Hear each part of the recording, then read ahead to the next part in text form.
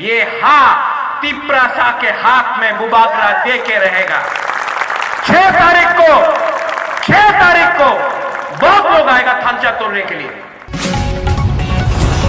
मंडाई से लेके सबरूम से लेके अंबासा से लेके रायमा वैली से लेके कंचनपुर तक एक आवाज है और बुबागरा आपको बोल रहा है कि तिप्रा मोथा 10 तारीख को एडीसी में आ रहा है।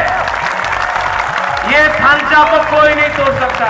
सिर्फ 1 सप्ताह बाकी है, 1 वीक।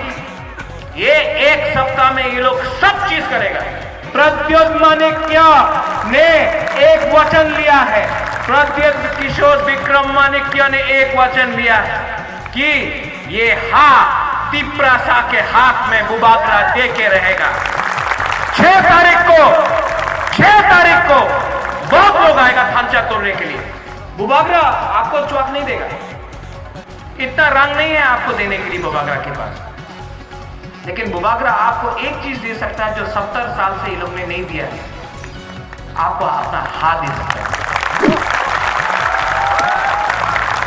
और ये तिप्रा मोथा, मैं ओपनली बोलता हूं, खुला दिल से बोलता हूं, मुझे राजनीति पसंद नहीं है, मैं डायरेक्ट बात करता हूं।